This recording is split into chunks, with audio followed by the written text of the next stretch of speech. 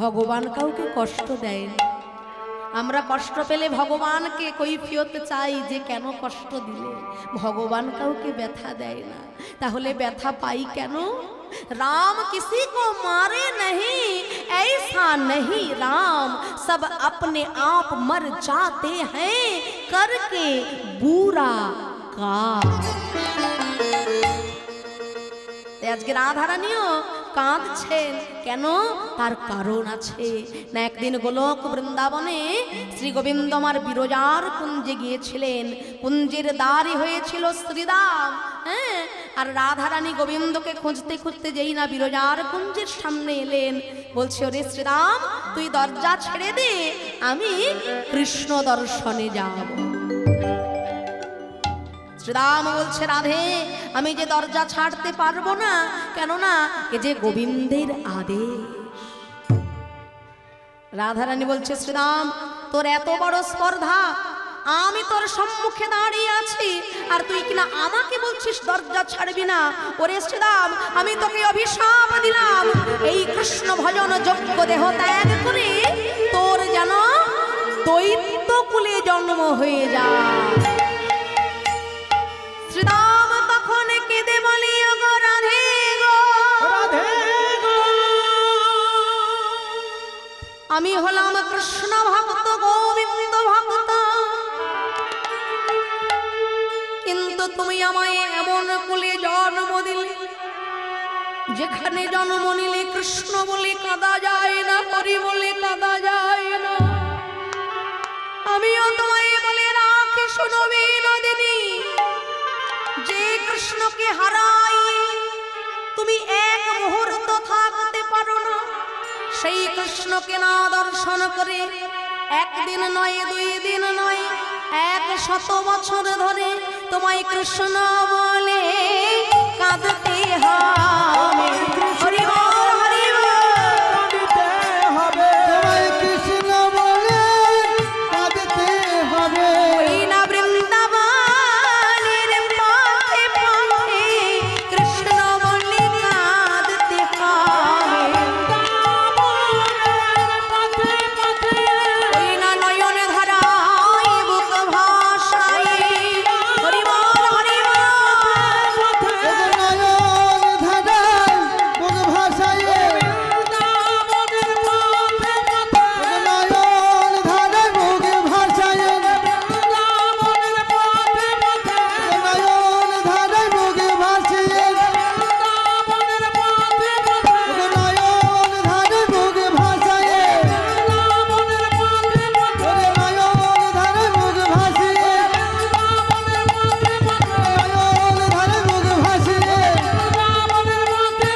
নয়ন ধারায় বুক ভাসিয়ে, তোমায় কৃষ্ণ বলে কাঁদতে হবে। তাহলে হ্যাঁ গো মা, এই যে সন্ধ্যা বেলায় সন্ধ্যা প্রদীপ হাতে নিয়ে আমরা তুলসী মহারানীর আরতি কীর্তন করি, সব জায়গায় দেখা যায় না। আমরা যখনই মেদিনীপুরে আসি দেখি প্রত্যেকটা বাড়িতে কি সুন্দর হরি মন্দির, তুলসী মন্দির রয়েছে। এটা অবশ্য কর্তব্য। তুলসী মহারানী হলেন ভক্তি প্রদায়িনী, বলে না তুলসী মহারানী, বৃন্দাজি মহারানী কৃষ্ণ ভক্তি প্রদায়িনী। তার কৃপা ছাড়া গোবিন্দ কৃপা পাওয়া যায় না। হ্যাঁ, 56 ভোগ 36 ব্যঞ্জনে বিনা তুলসী প্রভু এক নাহি মানে। তাই যে সন্ধ্যা বেলায় সন্ধ্যা প্রদীপ হাতে নিয়ে আমরা তুলসী মহারানীর আরতি কীর্তন করি, এই তুলসী দেবীর স্বামী হলেন শঙ্খচূড় দৈত্য। ওই যে শ্রীরাম, ওই শ্রীরাম রাধারানীর অভিশাপে হয়ে গেল শঙ্খচূড় দৈত্য। হ্যাঁ, আর শ্রীরামের কথা মতো আমার রাধারানীও আজকে 100 বছর ধরে কৃষ্ণ বিরহে বিরহিনী হয়ে কাঁদছে। হ্যাঁ, ওদিকে নারদ মুনি মনে মনে চিন্তা করলেন যে বহুদিন হয়ে গেল বিশুদ্ধ কৃষ্ণ ভক্তির সন্ধান আমি পেলাম না। তাই নারদ মুনি চলেছেন মধুর বৃন্দাবনে। এক কোলে বসিয়া নারদ চিন্তে মনে মনে, হরি বল হরি বল, এক কোলে বসিয়া নারদ চিন্তে মনে মনে, এক কোলে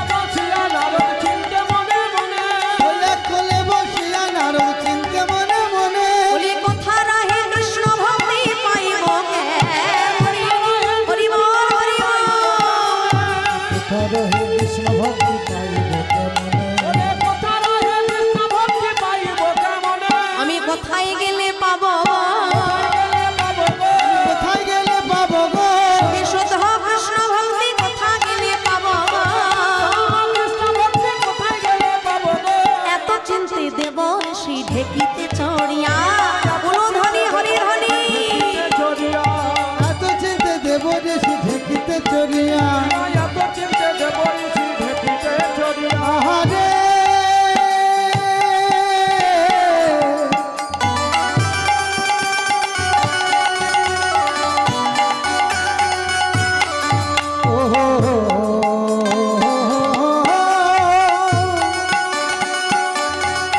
আহারে আহারে আহারে এত চিন্তে দেব ঋষি ঢেকিতে চড়িয়া বৃন্দাবনে প্রবেশিল শ্যাম জয় আমার বৃন্দাবনে প্রবেশিল শ্যাম জয় দিয়া জয় দাও জয় দাও জয় দাও জয় দাও জয় জয় দাও জয় দাও জয় দিলে জয় হবে জয় দাও জয় দাও জয় হবে জয় দাও জয় দাও একটু জোরে সবাই অনুধ্বনি হরিধ্বনি নিতাই গৌর প্রেমানন্দে হরি বল জয় দাও বাহু তুলে জয় দাও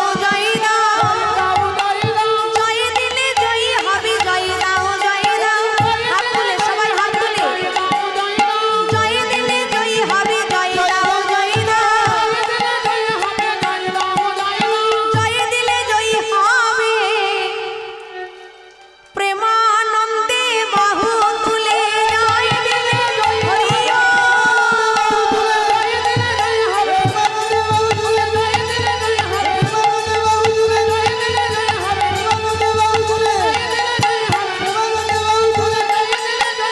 জয় দাও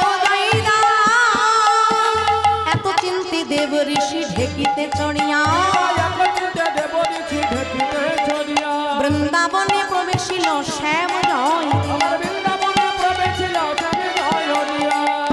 কিন্তু একই বৃন্দাবনে এসে নারদ মুনি দেখলেন যে তার অঙ্গ যেন জ্বলে যাচ্ছে কেন বৃন্দাবনে এসেছি আমার গায়ের জ্বালা জুড়াতে কিন্তু এখানে এসে দেখছি আমার গায়ের জ্বালা অঙ্গের জ্বালা আরো দ্বিগুণ হয়ে গেল কেন হলো না এ কোনো দাবাননের তাপ নয় আগুনের তাপ নয় এ হলো রাধা বিরহ তাপ এক দিকে চাহে নারদ বৃন্দাবন পানে বৃন্দাবন পানে আজ হেরিয়া নারদ ঋষি বুঝিল তখনে বুঝিল তখনে নিত্য গর্ব খর্ব হইল চলেন দ্বারকায় আজ ঢেকি বাহনেতে চলে যদুনাথে যদুনাথে নারদ মুনি কি বলছেন যে আজকে মধুর বৃন্দাবনের রাধারানী কৃষ্ণ বিরহে কাঁদছেন তা আমার এই বিনা যন্ত্র জন্মাবধি নারায়ণের গুণগান করে কৃষ্ণ গুণগান করে কিন্তু যে কৃষ্ণ রাধারানীকে এত কাঁদাচ্ছে সেই কৃষ্ণের গুণগান তো আমার এই বিনা গাইবে না যে কৃষ্ণ ভক্তকে এত কষ্ট দিচ্ছে সেই কৃষ্ণ গুণগান আজকে আমার এই বিনা গাইবে না যেদিন ওই কৃষ্ণ জনার্দন আবার আমার রাধারানীর মুখে হাসি ফোটাবেন সেদিন আমার এই বিনা আবার কৃষ্ণ বলবে আর ততক্ষণ পর্যন্ত আমার এই বিনা কি বলবে জান বলো বলো যন্ত্র রাধা নাম মন্ত্র জাগ যজ্ঞ ব্রত কিছু নাহি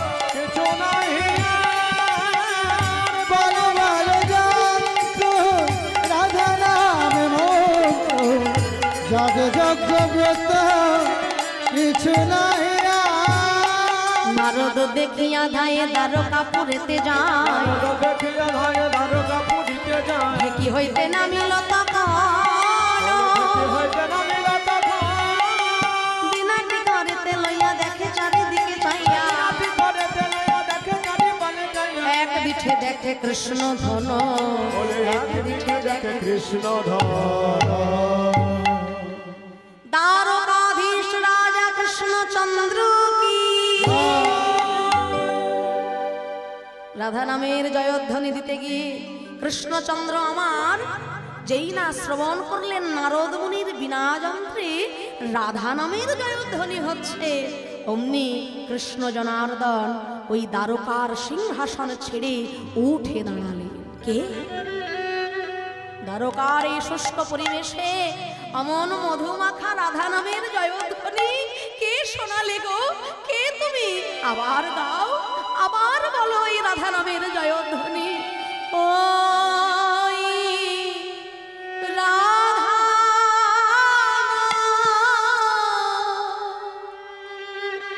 রাধা না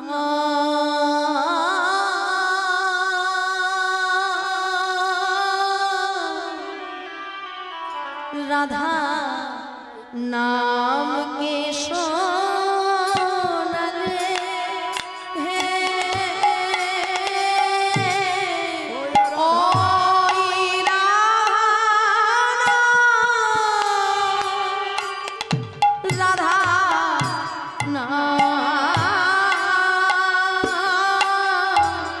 রাধা নাম কে শোনালে হে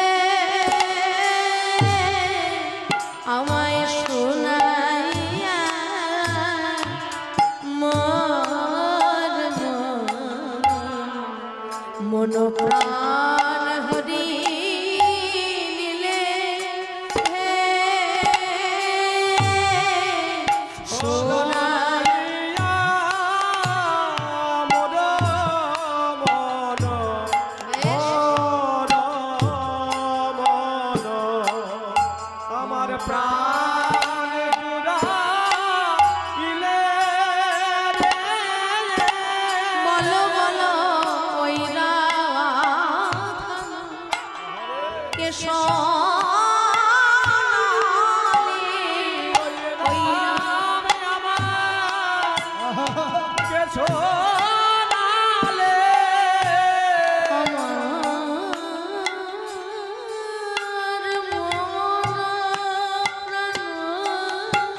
হরি হরি বল।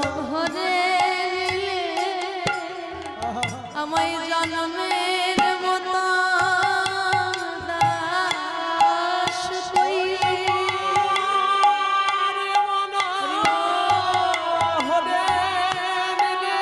আমায় জনমের মতো দাস কইলে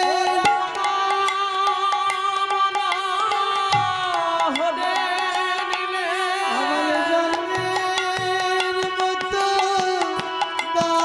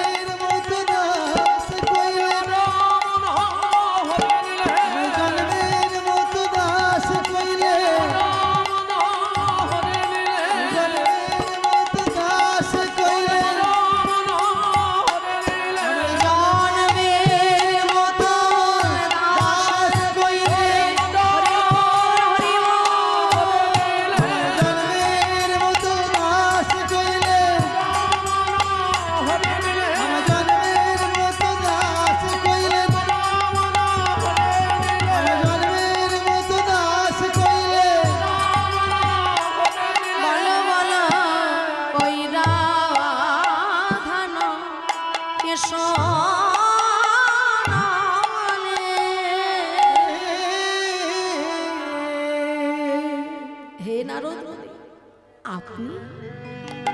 আপনার এই বিনা যন্ত্রে রাধা নামের জয়ধ্বনি শুনে চিত্ত যে আমার আনন্দে পরিপূর্ণ হলো। নারদ মুনি বলছেন, হে কৃষ্ণ দয়াময়, মনে বড় আশা নিয়ে আমি তোমার কাছে ছুটে এসেছি গো। কেন জানো?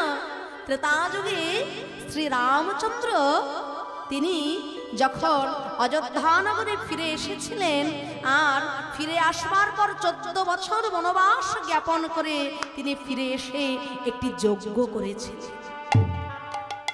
রামচন্দ্র বনে বনে রাজার ছেলে হয়ে কত কষ্ট করেছিল শ্যাম, তুমি তো সবই জানো হে দয়াময়। কি গো মা, তাই না? রাজার ছেলে হয়ে রামচন্দ্র 14টা বছর ধরে বনে বনে কত কষ্ট, কত বেদনা, কত ব্যথা। প্রাণ প্রিয়া সীতা দেবী হারিয়ে তিনি কত ব্যথিত, কত পাগল। রাজা দশরথের কতজন স্ত্রী ছিল মায়েরা? হ্যাঁ, 4 জন। কি নাম বলুন তো? একজনের নাম আমি ভুলে গেছি, 3 জন মনে আছে। কৌশল্যা, কৈকেয়ী, সুমিত্রা। তা এই 3 জন হলেন প্রধান স্ত্রী। এনাদের নাম শাস্ত্রে উল্লেখ পাওয়া যায়, কিন্তু আরো অনেক ছিলেন স্ত্রী, তাদের নাম উল্লেখ পাওয়া যায় না শাস্ত্রে, কিন্তু সংখ্যার উল্লেখ পাওয়া যায়। সংখ্যাগুলো হলো 750 জন স্ত্রী ছিল রাজা দশরথ। মায়েরা হাঁ হয়ে গেল কেন? শাস্ত্র বলছে, আমার মুখের কথা নয়। তা এতজন স্ত্রী থাকা সত্ত্বেও আমরা রাজা দশরথের এই যে 3 জন স্ত্রীর কথা মনে করলাম, এই 3 জন স্ত্রীর মধ্যে সব থেকে রাগ হয় কার উপর? হ্যাঁ, কৈকেয়ী। কৈকেয়ী যদি না থাকতো তাহলে রামকে বনে বনে এত কষ্ট পেতে হতো না, হ্যাঁ, এত কাঁদতে হতো না। মা হিসেবে কৈকেয়ী কাজটা ভালো করেননি, কিন্তু স্ত্রী হিসেবে কৈকেয়ী ছিলেন সবার উপর। রাজা দশরথকে 2 বার মৃত্যুর হাত থেকে বাঁচিয়ে এনেছিলেন এই কৈকেয়ী। রাজা দশরথের সঙ্গে সম্পরাসুরের যখন যুদ্ধ হয়েছিল, সেই যুদ্ধে রাজার সারাটা শরীর একেবারে ক্ষত বিক্ষত হয়ে গেছে। সেদিন আহার নিদ্রা ত্যাগ করেছিলেন মা কৈকেয়ী, এত সেবা করেছিলেন যে সেবার দ্বারা রাজাকে তিনি সুস্থ করেছিলেন। ওষুধ প্রয়োগ করে করে রাজাকে ভালো করেছিলেন।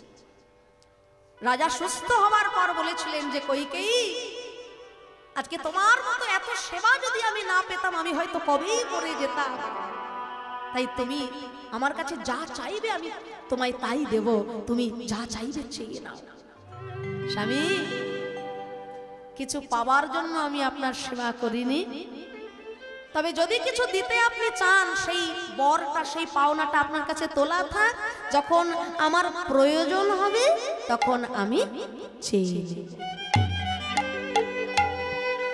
এই যে চেয়ে নেব বললেন, এইখানেই বিপদ। হ্যালো হ্যালো, বৌদির গানে মুগ্ধ হয়ে কৌশিক প্রধান 100টি টাকা পুরস্কৃত করলো, আর শুভ পড়িয়া 50টি টাকা পুরস্কৃত করলো। এবং দর্শকদের বিশেষ অনুরোধ, আপনারা কীর্তনের শেষে কেউ বাড়ি চলে যাবেন না, সবাইকার প্রসাদের ব্যবস্থা রয়েছে।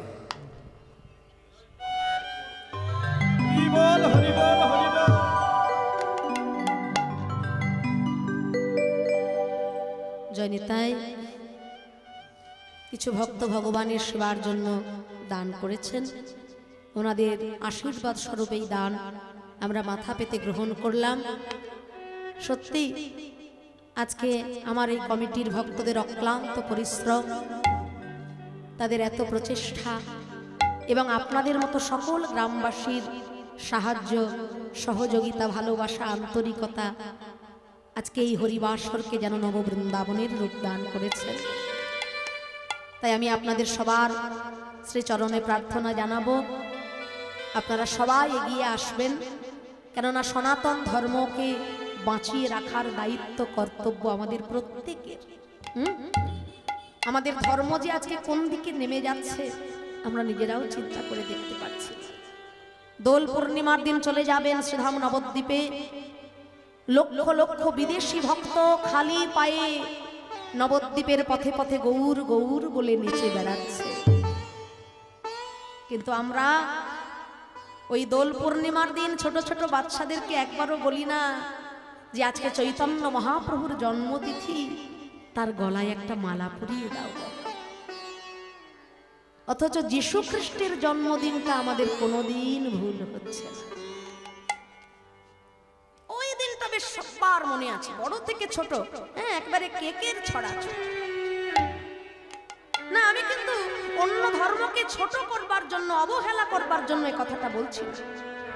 আমাদের সনাতন ধর্মের নিয়ম হলো প্রত্যেকটা ধর্মকে সম্মান করা, কিন্তু অন্য ধর্মকে সম্মান করতে গিয়ে নিজেদের ধর্মটাকে আমরা একেবারে জলাঞ্জলি দিয়ে ফেলছি। আজকে বিদেশিরা দেখুন লাল পেড়ে সাদা শাড়ি পরছে, কপালে তিলক পরছে, ধুতি পরছে, পাঞ্জাবি পরছে, আর আমরা কিনা একটা জিন্সের প্যান্টে 14 রকমের ছেঁড়া ফাটা পরে রাস্তায় ঘুরে বেড়াচ্ছি। একটা প্যান্টে যতগুলো ছেঁড়া হবে তার মূল্য বাবা দেখবেন তত বেশি। সব জায়গায় পাওয়া যায় না, মলে পাওয়া যায়। মল, আমার ঠাকুমা তো শুনে বলে মল, এবার কি বলে? হ্যাঁ গো ঠাকুমাকে মলই বলে। তাহলে এই তো আমাদের সনাতন ধর্মের অবস্থা। কৃষ্ণ করলে লীলা, আমরা করলে বিলা। কি গান আমরা গেয়ে বেড়াচ্ছি। কিন্তু একবার ভেবে দেখুন তো, অন্যান্য ধর্মে তারা নিজেদের ধর্মটাকে কি কোনোদিনও কারোর কাছে ছোট করে? কিন্তু আমরা সনাতন ধর্মাবলম্বী মানুষ অবলীলায় আমাদের ধর্মটাকে নিচে নামিয়ে আনছি। সূর্য উঠলো আমাদের দেশে, সেই সূর্যের আলোয় বিদেশিরা হলো আলোকিত, আমরা পড়ে গেলাম অন্ধকার আচ্ছন্ন। বিদেশিরা আমাদের দেশে আসলো, আমাদের ভালো জিনিসটাকে তারা নিয়ে চলে গেল। আমাদের ধ্যান, মেডিটেশন, যোগা, ভজন, সাধন, আমাদের ভালো দিকগুলো তারা নিয়ে গিয়ে উন্নত হয়ে গেল। আর আমরা পাশ্চাত্য শিক্ষা গ্রহণ করতে গিয়ে আমাদের সনাতন ধর্মটাকে আমরা জলাঞ্জলি দিয়ে দিচ্ছি।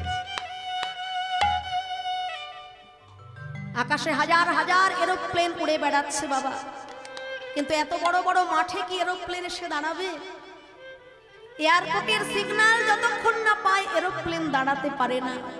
তদ্রূপ মহাত্মা, পুণ্যাত্মা তারাও ঘুরে বেড়াচ্ছেন আকাশের উপরে, কিন্তু আজকে আমার মাতৃগর্ভ পবিত্র নয় বলে তারা জন্মগ্রহণ করতে পারছে না। কোথায় সেই রবীন্দ্রনাথ? কোথায় স্বামী বিবেকানন্দ? কোথায় ঠাকুর রামকৃষ্ণ পরমহংসদেব? আমরা বলি না যে কীর্তন শুনতে যাব, কিন্তু আমার তো এখনো বয়স হয়নি রে, হ্যাঁ, আমি তো এখনো বুড়ো বুড়ির হতে পারিনি, আগে ছেলে মেয়ের বিয়ে দিই, নাতি নাতনি হোক, একটু বয়স হোক, চুল পাকুক, তারপর তো কীর্তন শুনতে যাব। ও তো বুড়ো বুড়িদের জিনিস। ওমা, ও কথাই যেন কান দেবে না। ও তো জমের বাড়ি যাবেই, তোমাকেও সঙ্গে করে নিয়ে যাবে, বুঝলে? একদম ওসব কথায় কান দেবে। যার হয় তার অল্পতেই হয়, যার হয় না তার কোনোদিনও হয় না। আমরা কীর্তন করতে যাই, কত যুবক ছেলেরা, কত ইয়াং জেনারেশন, ছোট ছোট ভাইরা, তারা কীর্তনের মধ্যে নিবেশ হচ্ছে, মনোনিবেশ করছে, এগিয়ে আসছে। তারা অন্যান্য গান বাজনা বন্ধ করে সে আসরে, যে আসরে যাত্রা হতো, বাউল হতো, তারা আজকে সে আসরে কীর্তন করাচ্ছে। যাত্রা হবে, বাউল হবে, সব হবে, কিন্তু আমাদের জাতীয় সম্পদ, আমাদের সনাতন ধর্মের সম্পদ, আমাদের সবাকার প্রাণ এই হরিনাম সংকীর্তন, এ যেন কোনোদিনও বন্ধ না। তাই আমাদের ধর্মকে বাঁচিয়ে রাখার প্রচেষ্টা আমাদের সবাইকে করতে হবে। আপনারা যদি না এগিয়ে আসেন, কোনো মতে তৈরি হবে না জগৎ। কেননা ভক্ত সন্তান যদি জগতে একটি জন্মগ্রহণ করে বাবা, সেই ভক্ত সন্তানের জন্য জগৎ আলোকিত হয় এবং তার বংশের 7-7-14 পুরুষ স্বর্গবাসী হয়ে যায়। অভক্ত সন্তান হাজারটা জন্ম দিয়ে কোনো লাভ নেই। পুত্রের পিতা হতে সাধ জাগে চিতে, পুত্র কি তোমায় করবে সুখী? রাবণ রাজা ছিল লঙ্কা অধিপতি, 1 লক্ষ পুত্র 1.25 লক্ষ নাতি, কেহ রইল না তার বংশে দিতে বাতি, রামায়ণে তার প্রমাণ দেখি। অভক্ত সন্তান হাজারটা জন্ম নিলেও কোনো লাভ নেই, কিন্তু ভক্ত সন্তান যদি একটি জন্ম গ্রহণ করে বাবা, সেই বংশের 7-7-14 পুরুষ স্বর্গবাসী হয়, তার গ্রাম উজ্জ্বল হয়, তার পাড়া উজ্জ্বল হয়, তার আলোয় বিশ্ব চরাচর আলোকিত হয়ে যায়। আর এই ভক্ত সন্তান আসবে কোথা থেকে? নারী জাতি, আমাদের দ্বারা। আজকে ভক্ত প্রহ্লাদ হলো কেন? ভক্ত ধ্রুব হলো কেন? মাতৃগর্ভ ছিল তার পবিত্র। তার ভজন শুরু হলো মাতৃগর্ভ থেকে। গর্ভে থাকা অবস্থায় মায়ের কাছে ভাগবত শুনছে, কৃষ্ণ কথা শুনছে, মহাপুরাণ শুনছে। আর সন্তান আমার গর্ভে আছে, আমি নাইটি পরে খাটের ওপরে পা দোলাচ্ছি, ফেসবুক দেখছি, ইনস্টাগ্রাম দেখছি, আর ওই সিরিয়ালের কচকচানি বাবা। একটা মেয়ের যে কতবার বিয়ে হতে পারে, সিরিয়াল না দেখলে আমাদের বোঝা যাবে না বাবা, তাই না?